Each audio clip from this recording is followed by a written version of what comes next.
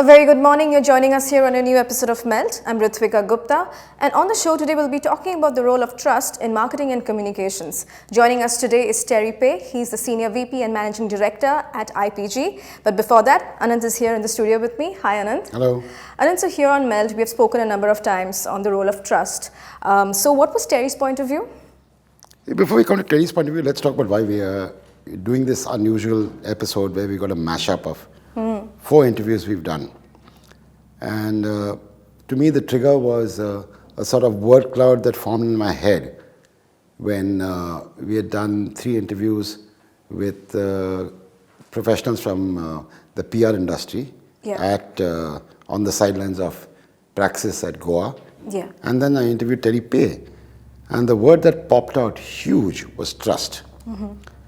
So I've been tracking trust in institutions through Edelman for many years. And now we're coming to one more sort of layer downward, which is trust in brands itself. And the trust in brands has become very important. And that's what Terry and I discuss. But I think to support that, we've got a few clips from other interviews we've done where the focus has been trust. All right. Let's have a look at your conversation with Terry first. Let's get ready to melt with Peigh. Hi, Terry. Good afternoon. Good to talk to you again and Thank again you. and again. It's always a pleasure. So now in your presentation, you made some very divergent points. To me, they were divergent. On the one hand, you speak about growing trust. And on the other hand, you speak about the growth of private labels. Now, I can't reconcile these two. How on the one hand can trust be such a big factor? On the other hand, something which has no sort of shape or form or name, like a private label, how can that be so important? I want you to explain that to us. A good question. You always have good questions for me. This is another one. Let me go back to what we're seeing with trust. And this is not a phenomenon that's new. And this goes back several years where we've been seeing that consumers are increasingly questioning and demanding more trust from everything in life, from business to religion to manufacturing to sport. And they're being challenged on their levels of trust in all these measures. And it's affecting business, it's affecting products, where consumers are saying, I also need to trust products that are coming at me and that I'm considering buying. So what is the manufacturer doing to help establish that trust? So what our research continues to show is that we need to work extra hard as marketing people to help build up that trust. On the other issue you raised, the growth of private label, very dramatic around the world, very dramatic in India with the rise and growth of Amazon and Walmart and many other private label companies here that are servicing appliances, electronics, and grocery products even. It's going to be incumbent on the private label companies to do what they need to do to help build up trust as it goes. But one of the key elements in establishing and building trust is product quality. And I think that is and that will be the key element for the ability for private label brands and products to establish trust. As they're able to present the customer with a very high quality product, different perhaps than the kind of private label brands I grew up with as a kid. But today, can you give us some illustrations of the private label brands that you grew up as a kid? When I grew up as a kid or as a young adult, private label was considered a very, very poor quality kind of product. It was cheaper, but it was very poor quality. Where would you buy them from? You'd buy them from grocery stores, primarily. Right. There wasn't a whole lot of online shopping then. Right. And it was the kind of product you would never put up on the table when family came over or a company came over, because it was not a brand name that anybody would recognize. Whereas these days, I think with millennials, that standard has changed dramatically. They have less of a requirement that the brand on that private label or the name on that private label be one that they grew up with, that their mother and father had endorsed. Less of a requirement there, and more of a requirement that it be of very good quality at a very competitive price, and in many ways that it provides some measure of new. We talk about this great new word, newism, N-E-W-I-S-M, this concept of millennials celebrating things that are new and helping discover new products, new restaurants, new places to shop, new kinds of clothes that they can then promote on Instagram. As private label products are coming out with new, good, high-quality products at a very competitive price, that in itself will help establish a high degree of trust. But it's going to be important and incumbent on the private label companies to continue doing things that help establish trust. And a big part of that's going to be transparency about the product. How was it made? How was it sourced? What is the vision of the organization that's putting it forward? You look at some of the famous companies that have really embraced transparency very well. It's been fundamental and bedrock to their livelihood and to their strength. Right. In your presentation, you differentiated them, saying national brands, and you said private labels. Then when I spoke to you about private labels, you said Walmart, Amazon, and so on. Right. So is it that it's a brand first, and then trust comes into it, or am I interpreting this whole thing wrong? But not every private label product from Walmart and Amazon carries the Walmart and Amazon name. Right. There are some that just have a new name to them. So my point being that increasingly, to a lot of consumers, the requirement for what represents and what constitutes a legitimate brand today has changed. Right. It doesn't need to be a brand that I've seen on TV for 10 years. It doesn't need to be a brand I see in magazines and newspapers every day or on billboards. It needs to be a brand that presents a high level of quality at a very, very competitive price, and in many ways offers a point of difference and a point of superiority to other national products. Right. That seems to be helping to define what is a brand today. No longer is there a requirement that, well, I've never seen them on TV, so it can't be a brand. I think those days are over, especially for millennials. Right. So then what is the role of the advertising agency business in this whole chunk of high growth business? Yeah. So what is the role?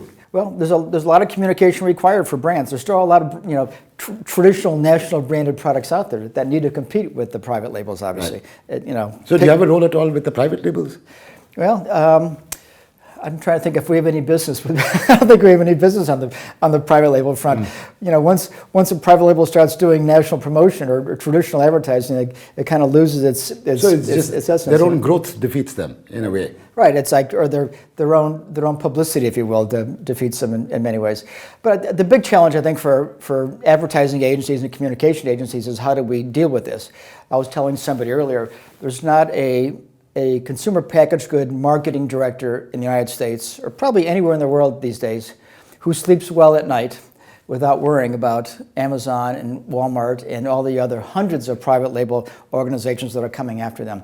The quality of the product today at a very competitive price point and the differentiated and often case equal if not superior product and a product with new features which are appealing to millennials, that's scaring a lot of traditional marketers. And our role as marketing people is how do we push back against this? How do we establish credibility and value for our product against a product that may be 20% cheaper? If there was one bullet point in your presentation which kind of surprised me, which is trusting recommendations on social media is becoming lower and lower. Right. Yeah, and then that was a worldwide trend. It was not an India-only trend. It was across the world. Right. Why do you think that is happening? We were starting to get a sense of this a couple years ago, but I think in great part it's because consumers are wising up to the fact that a lot of influencers are paid. Right. And as such, they're paid and they're not very authentic, and their points of view and recommendations are not from the heart, and they're not based on real experiences with the product.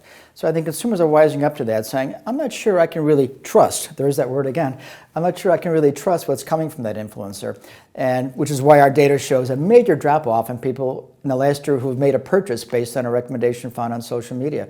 They're not trusting what they're hearing from influencers as much. Terry, considering what you're saying, what is the new role of the brand ambassador? Has it changed at all? I'm a big fan of user-generated content. I think Right.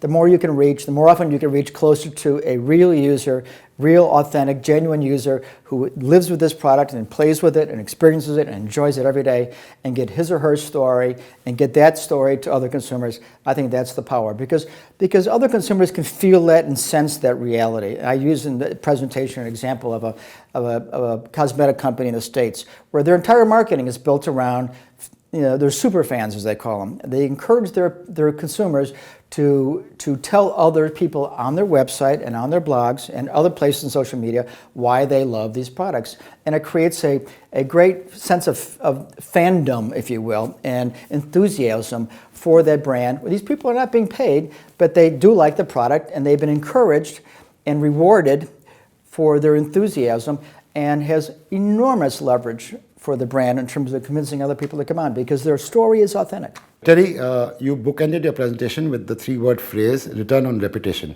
one of the problems with return on reputation is how do you measure it? I'm not clear on how you measure it.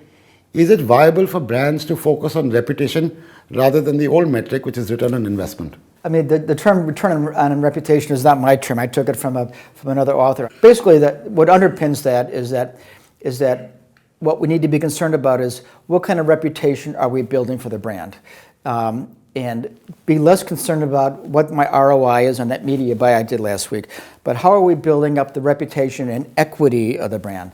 How are we building the equity in that brand and the level of trust within that brand? Let's be sure that that's at the center of our work, and that we look through a lens of, is this marketing tactic and this marketing function really helping drive and improve trust in the organization?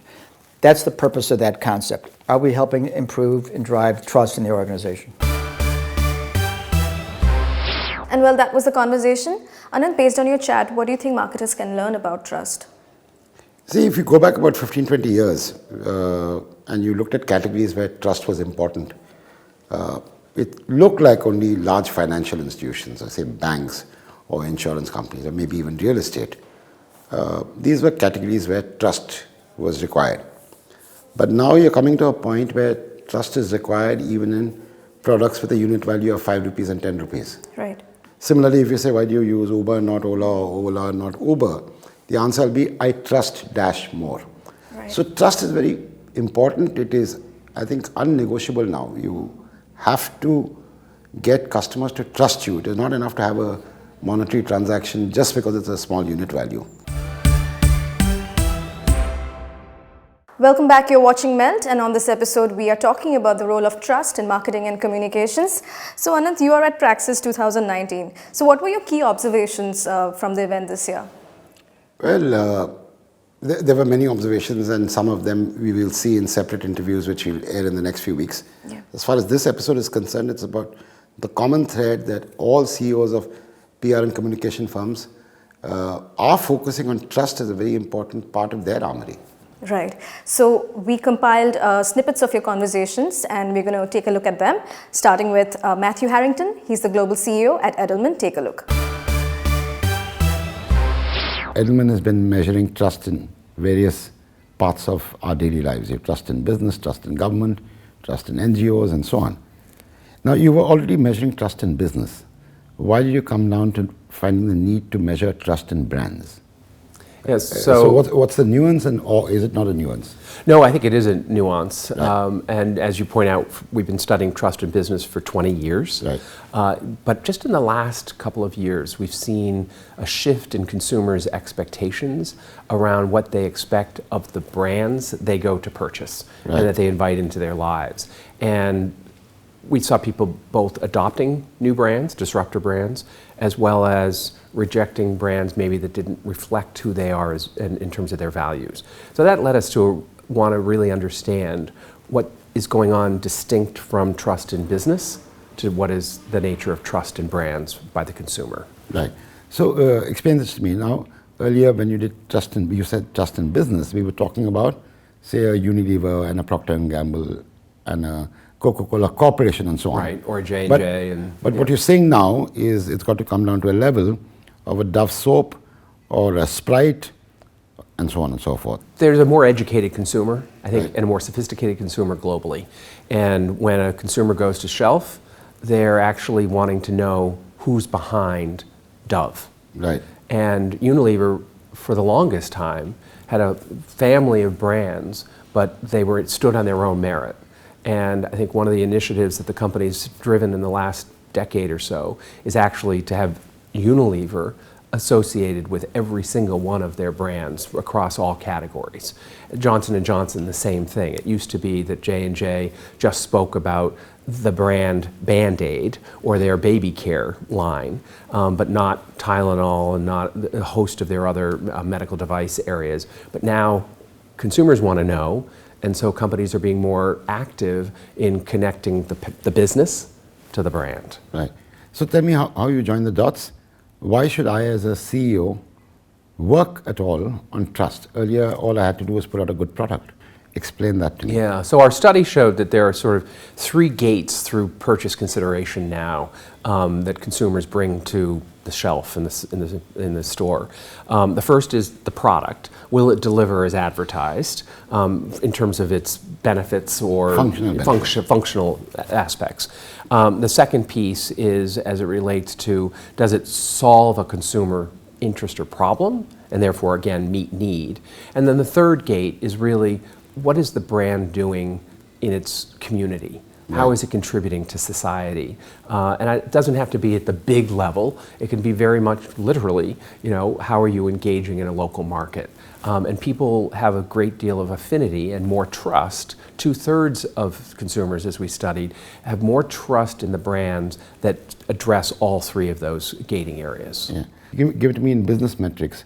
If I put in $1 into improving trust, what do I get back out of it?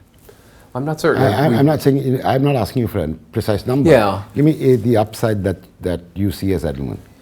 I think the upside is that you'll have a longer relationship with your consumer. Right. We definitely have seen in our research that consumers that trust a brand will be more quick to purchase a new product, a line extension, something of that nature. They'll also be more inclined to be an advocate and help sell your product. And then most importantly, if you're facing difficult times, your brand advocates, your trusting consumers are going to come to your defense. And in many instances, some of the best crisis programs that I've seen, the consumers spoken up and said, this is not reflective of who this company or brand is. So that, to me, is building that trusted consumer base is worth the cost of the work. Is transparency viable, true transparency, as all the experts say it's required? Is it viable from a return on investment point of view? Oh, I absolutely think that transparency is a business tenet, Right. is viable, and is something that helps business move forward. And if any of these answers, if you can give us an illustration, a real live illustration of a brand you worked with perhaps, and a situation you've been in, it'll help. Well, I think from a transparency perspective, there are many people in the technology industry who are putting products into the marketplace, and they're needing to move the user along a continuum. Let's take artificial intelligence as a big example.